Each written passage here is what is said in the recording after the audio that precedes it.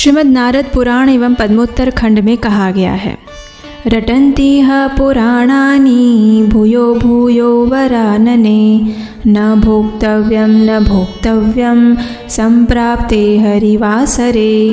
अर्थात हे वरानने, सभी पुराण यह घोषणा करते हैं कि हरिवासर यानी एकादशी तिथि होने पर भोजन नहीं करना चाहिए, बिल्कुल भी नहीं करना चाहिए। हरे कृष्णा। आखिर क्यों एकादशी के दिन अन्न खाना वर्जित माना गया है और क्या इसके विषय में शास्त्रों में कोई प्रमाण है? और कई परिस्थितियों में सभी मनुष्यों के लिए एकादशी के दिन संपूर्ण निर्जल उपवास करना या सिर्फ जल के साथ उपवास करना संभव नहीं होता। तो ऐसी स्थिति में एकादशी का पालन कैसे किया जाए और ऐसे कौन कौन से खाद्य पदार्थ हैं जिनका एकादशी के दिन सेवन कर सकते हैं? इन सभी प्रश्नों के उत्तर आज हम इस वीडियो में देने वाले हैं, तो अंत तक इसे ज़रूर देखिएगा। और हाँ, प्रारंभ करने से पहले अगर अभी तक आपने इस चैनल को सब्सक्राइब नहीं किया है तो जल्दी से नीचे सब्सक्राइब बटन दबा दीजिए, ताकि ऐसे ही वैदिक विज्ञान से भरे वीडियो आपको सही समय पर सही स्थान पर मिलते रहें। तो चलिए प्रारंभ करते हैं। हमारे वैदिक ग्रंथों में अनेक स्थान पर ये बात कही गई है कि एकादशी के दिन व्यक्ति को अन्न युक्त भोजन कदापि नहीं करना चाहिए। नारद पुराण में कहा गया है, यानि कानि च पापानि ब्रह्महत्या समानि च अन्नम आश्रित्य तिष्ठन्ति संप्राप्ते हरिवासरे तानि पापानि अवाप्नोति भुञ्जानो हरिवासरे। अर्थात हरिवासर यानी एकादशी आने पर ब्रह्म हत्या इत्यादि जैसे समस्त पाप अन्न में समाविष्ट हो जाते हैं। अतः हरिवासर में अन्न युक्त भोजन करने पर ये सभी पाप व्यक्ति को मिल जाते हैं। विष्णु पुराण में कहा गया है, एकादश्याम न भुंजीत कदाचित अपि मानवः, यानी मनुष्य को एकादशी के दिन कभी भोजन ग्रहण नहीं करना चाहिए। विष्णु धर्मोत्तर ग्रंथ में तो यहाँ तक लिखा है, ब्रह्मचारी गृहस्थो वा वानप्रस्थो अथवा यतिः एकादश्याम हि भुंजानो भुङ्क्ते गोमांस एव हि।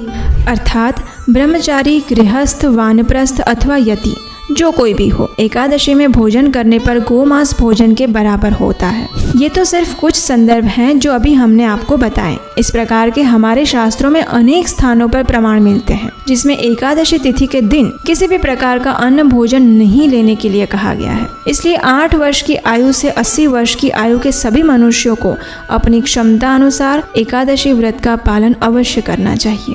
अब देखिए, एकादशी उपवास के कई प्रकार हैं। पहला है संपूर्ण निर्जल उपवास। जो व्यक्ति निर्जल उपवास रखते हैं वे एकादशी के दिन संपूर्ण जल और अन्न का त्याग करते हैं। उस दिन वे पानी की एक बूंद भी ग्रहण नहीं करते। दूसरा प्रकार है सजल उपवास, यानी एकादशी के दिन सिर्फ जल पीकर ही उपवास करना, जल के सिवा और कुछ भी ना खाना और ना ही पीना।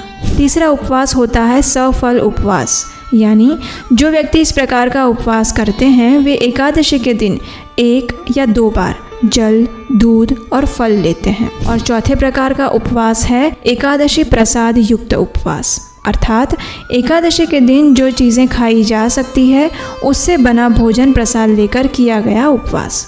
हम सब जानते हैं कि निर्जल और सजल उपवास अत्यंत कठिन है और ये सभी के लिए हर एकादशी पर करना संभव नहीं होता। इसलिए अधिकतर लोग एकादशी का उपवास सफल और एकादशी प्रसाद के साथ करते हैं। ये उपवास करने से भी आपको एकादशी का संपूर्ण फल ही मिलता है। लेकिन किसी भी स्थिति में एकादशी के दिन किसी को भी अन्न नहीं खाना चाहिए। तो चलिए अब देखते हैं कि एकादशी के दिन क्या क्या ऐसी चीज़ें हैं जो नहीं खानी चाहिए। एकादशी तिथि में वर्जित पदार्थ हैं गेहूँ, चावल, दलिया, हर प्रकार की दाल, मैदा, बाजरा, मक्का, रागी, ज्वार, उड़द और इस प्रकार का कोई भी अनाज। इसके अलावा अन्न युक्त तेल का भी उपयोग एकादशी में नहीं कर सकते हैं, जैसे कि सरसों का तेल, मक्के का तेल, तिल का तेल, सोयाबीन तेल इत्यादि। एकादशी के दिन इन मसालों का प्रयोग भी नहीं करना चाहिए, जैसे कि हींग, राई, सरसों, इमली, सौंफ, तिल, अजवाइन, खसखस, हल्दी, मेथी, कलौंजी, बाहर से लिया हुआ कोई भी सब्जी मसाला, गरम मसाला, बेकिंग पाउडर, कस्टर्ड पाउडर इत्यादि। इस दिन बाहर से बने हुए पदार्थ भी नहीं लेने चाहिए, जैसे कि bread, biscuits, rusk, jelly, pudding, papad, अचार, सोया से बने हुए पदार्थ, कस्टर्ड, चीज़, पैकेट्स वाले नाश्ते, बेकरी आइटम्स इत्यादि। कुछ सब्जियां भी ऐसी है जिसका उपयोग हम एकादशी के दिन नहीं करते हैं, और वो है गोभी, पत्ता गोभी, फलियां, बीन्स वाली प्रत्येक सब्जी, पालक, मटर, चने, करेला, ब्रोकली, तोरी, भिंडी, बैंगन, पत्तेदार कोई भी साग इत्यादि। एकादशी के दिन लहसुन और प्याज तो बिल्कुल वर्जित है ही, लेकिन उसके साथ साथ चाय और कॉफ़ी जैसे मादक द्रव्य भी नहीं लेने चाहिए। हो सकता है आपको प्रतिदिन चाय और कॉफ़ी पीने की आदत हो, लेकिन अगर आप सच में एकादशी का निष्ठापूर्वक पालन करना चाहते हैं और परम भगवान श्री कृष्ण को प्रसन्न करना चाहते हैं, तो एकादशी के दिन आपको चाय, कॉफ़ी और बाहर के कोल्ड ड्रिंक्स नहीं लेने चाहिए। अब आप सोच रहे होंगे कि अरे बाप रे, एकादशी के दिन इनमें से कुछ भी नहीं ले सकते? ओहो, तो फिर तो पूरा निर्जल उपवास ही हो गया एक तरह से, है ना? नहीं, ऐसा नहीं है। आपको जानकर आश्चर्य होगा कि एकादशी में ना खाने वाली चीज़ों से ज़्यादा लंबी लिस्ट एकादशी में खाने वाली रेसिपीज़ की है। तो चलिए अब हम आपको बताते हैं कि एकादशी में क्या चीज़ें खा सकते हैं। तो इस दिन आप कुछ आटा ले सकते हैं, जैसे कि राजगिरे का आटा, सिंघाड़े का या कुट्टू का आटा। एकादशी उपवास में आप साबूदाना, सामक चावल और राजगिरा भी ले सकते हैं। सब्जियां जैसे कि आलू, शकरकंदी, टमाटर, अदरक, हरी मिर्च, नींबू, नारियल, खीरा, गाजर, कद्दू, पेठा, कच्चा पपीता, कटहल इत्यादि ले सकते हैं। मसालों में आप सेंधा नमक, काली मिर्च, लाल मिर्च, जीरा, दालचीनी, इलायची, मूंगफली इत्यादि का प्रयोग कर सकते हैं। इस दिन आप हर प्रकार के सूखे मेवे ले सकते हैं, जैसे कि बादाम, काजू, किशमिश, पिस्ता, अखरोट, खजूर, मखाना, मिश्री इत्यादि। इसके उपरांत हर प्रकार के फल भी एकादशी उपवास में लिए जा सकते हैं। अच्छा, एकादशी का भोजन बनाने के लिए अच्छा तो यही होगा कि सिर्फ घी का प्रयोग किया जाए, लेकिन अगर ये संभव नहीं है तो आप मूंगफली का तेल और सनफ्लावर तेल का उपयोग कर सकते हैं। लेकिन एक बात का हमेशा ध्यान रखें कि एकादशी प्रसाद बनाने के लिए आप जो भी तेल, घी या मसाले का प्रयोग करें तो वे साफ होने चाहिए।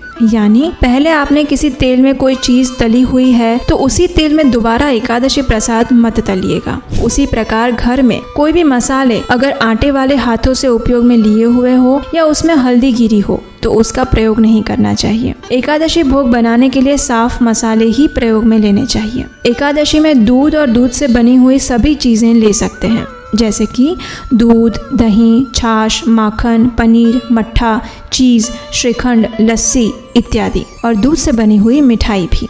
आप नींबू पानी भी बना सकते हैं और जलजीरा भी।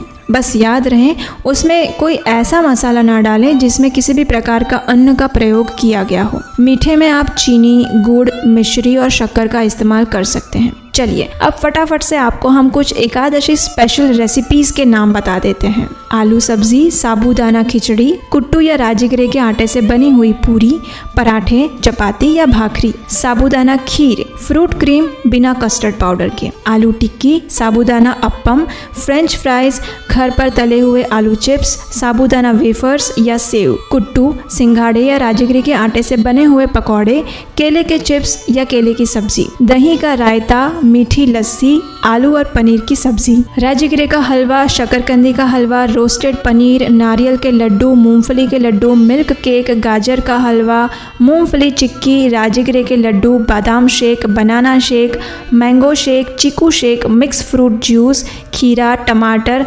बॉइल्ड मूंगफली और नींबू से बना सैलेड, मूंगफली की चटनी, रोस्टेड मूंगफली, मखाना स्नैक्स और साबूदाना वड़ा।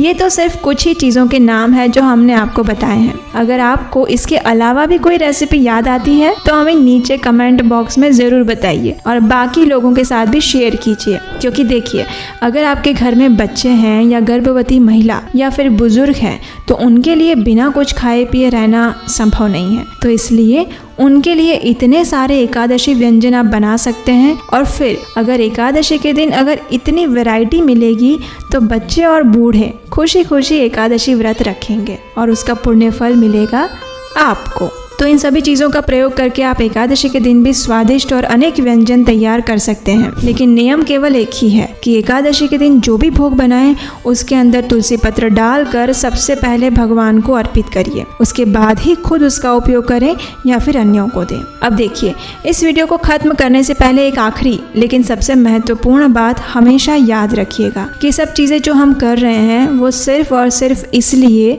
ताकि एकादशी के दिन हम अपनी शारीरिक ज़रूरतों को पूरा करके स्वस्थ रहकर अधिक से अधिक समय अपने मन और इंद्रियों को नियंत्रण में रखकर परम भगवान श्री कृष्ण का अधिक से अधिक नाम जप कर सकें, उनके दिव्य रूप गुण लीलाओं का स्मरण कर सकें और अपनी चेतना को भगवान के ऊपर स्थिर कर सकें। ये बात हमेशा याद रखें। तो चलिए, इस एकादशी पर आप इनमें से कौन सी रेसिपी ट्राई करेंगे ये आज हमें नीचे कमेंट बॉक्स में लिखकर ज़रूर बताइएगा। और अगर आप निर्जल उपवास कर रहे हैं तो निर्जल उपवास ये लिखिएगा। और अगर आपको लगता है कि इस वीडियो से आपको सहायता मिली है तो इसे लाइक करिए और बाकी भेज सकते हैं। मिलते हैं जल्दी ही एकादशी से संलग्न और नई रोचक जानकारी के साथ। हरे कृष्णा।